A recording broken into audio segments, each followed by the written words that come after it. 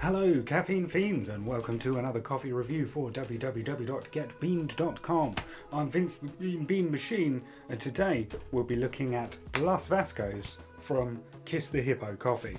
Now, I didn't buy this myself, I was gifted this for my birthday by a very good mate of mine, a couple of good mates of mine. So this is actually pre-ground. Usually I'd buy the beans, but I'm more than happy with pre-ground because it still saves me grinding. So no grinding today, pre-ground, lovely, still nice and easy for my espresso machine. So here we go. Now Las Vascos clearly says Colombia, which is good. Big Colombian coffee fan. I like a lot of Colombian coffees. This is from Bilbao, Tolima. It is a washed coffee. And the tasting notes are caramel, honey, and green apple. So the caramel suggests a kind of sweet sugariness. Honey is also very sweet, but there's I guess that's more, again, referring to mouthfeel. Kind of syrupy, sticky, bit gooey. Nice, sweet, but coats the tongue is what it's getting at. And green apple, so a nice bite of acidity there. But sweet and bitey, is what I'm getting from those from that description. And I believe, like I said, I didn't buy it, but I believe a bag of 250 grams, so like this one, is about £11. So not bad in the current market. So we've got an espresso, oat latte, and that's just to cleanse the old palate between the two. So yeah, what I'm expecting, kind of bitter sweetness, or quite a sweet coffee that kind of coats the tongue, goes down quite smoothly, bit kind of syrupy, and then a little bite just at the tip of the tongue. I'm not expecting it to clutch the back of the throat, just on the tip there. And that's what I get from those tasting notes. So we'll find out in a second. So here goes. Here's the espresso shot. Give it a sniff. And that sort of green apple, that slightly kind of peaky acidity comes off the top of it. And maybe that honey, actually, if you think about it, it's got quite a strong honey smell. So I wonder if they've just kind of layered that into the tasting notes because smell and taste are very closely linked. So I wonder if it just kind of smells that way and it's kind of going, well, if you get that scent, your brain is kind of going to be not tricked into thinking that, but who am I to know how the brain works? Anyway, chin chin.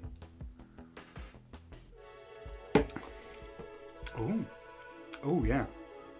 So there's a sweetness that really does sit at the front of the tongue, and I think that green apple really comes to the fore in the espresso.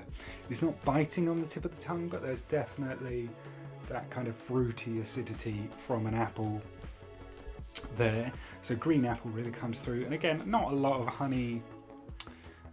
But that caramel, there's definitely a kind of a nice viscous smoothness that just kind of soothes it all the way down the throat. Actually, that's really quite enjoyable as an espresso. That smell, it's a fantastically appley smell for a coffee. Like, you really do get a wonderfully fruity smell off of it. That's fantastic, actually. I genuinely buy this just for the smell. That's great. Yeah, so the apple is really coming through, and I guess there is a sense of being slightly sweeter than just a kind of acidic apple. So that's maybe where the caramel honey has come from. But essentially, that overwhelming, and I can also understand why it says green apple. There's a little bit of sharpness to it. It's not a sweet. It is a sweet apple, but there's that sort of, like I say, sharp bite of a green apple. Although, like I say, the acidity doesn't kind of seize you. You're not like, oh, that's acidic. It gets me in my cheekbones. It's just the taste, which is really interesting because I sort of expected a bit more acidity. But then the honey smoothness I sort of get as well. So it's an interesting one. It's very interesting. Really kind of pleasant as an espresso. I wouldn't have it daily, but if someone served me that, I'd be like, wow, that's an interesting and certainly enjoyable espresso. So neck it down. Yeah, I guess that sort of honey kind of rises from the back of the throat. More so, it's almost a honey aftertaste. So the apple is really prominent, which is really interesting because the tasting notes put caramel first and apple last. But the green apple is really prominent, and then this honey just kind of rises, I guess, as an aftertaste, as a sort of finish. I guess the caramel, you know, there's a smooth, sweet finish, but the honey sort of rises from the back of the throat. Once you get the initial kind of wave of apple, then the honey comes through really nicely there. So it'll be intriguing to see if the oat latte, if the milk kind of plays up the caramel, if it becomes a sweeter, more of a confectionery taste, or if we get more from the fruit. So let's cleanse the old palate with some water. Plus, you should always hydrate before you caffeinate, or whilst you caffeinate. If you go to many coffee shops in Europe, or any coffee shop in Europe that's half decent, they will bring water with your espresso.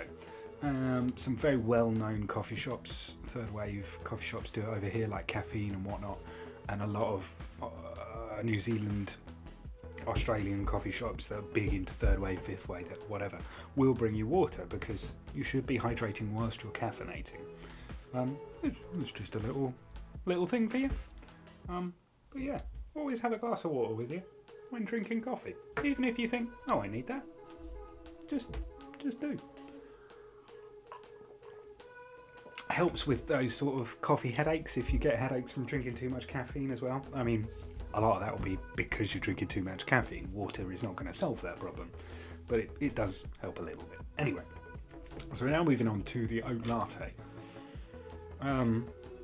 Weirdly enough, that apple smell is still coming through the milk, or the oat milk in this case. So I'm sort of hoping that the caramel is played up a bit. Not just because I like the taste, but just I think it's a note that will complement milk a bit more. So really interesting that I don't get a lot through the milk at all.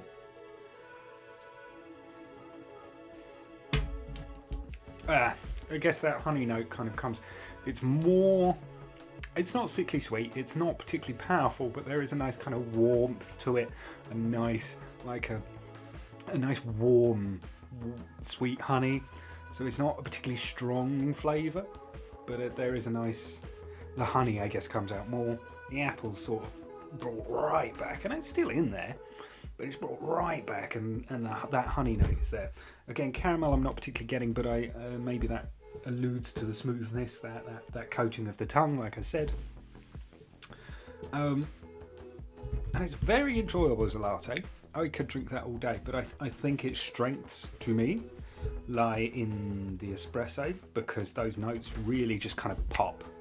That apple is fantastic. It's fantastic. Like, it's one of the few times I've had a coffee and gone, that tasting note is bang on. To the point of, oh yeah, I can really taste the green apple. Usually you kind of look at tasting notes and you look at your kind of flavour wheel and you go, oh yeah, I can see where they've come to that conclusion. I can see how they've pulled that out. Whereas here you go, yeah, that's green apple. That's really that's bang on the mark, basically. And the espresso is where it's all at. You know, it's not diluted, it's all coming to the fore there. And then the latte just kind of really pulls it all back a bit, as latte does, but it doesn't allow something to come to the fore. I mean, it does, the honey is there, but it's not a really bold flavour. It's quite a mild, moderate, pleasant, but not bold. And there's nothing wrong with that. Sometimes you do just want a mild, warm, milky drink with a bit of caffeine in.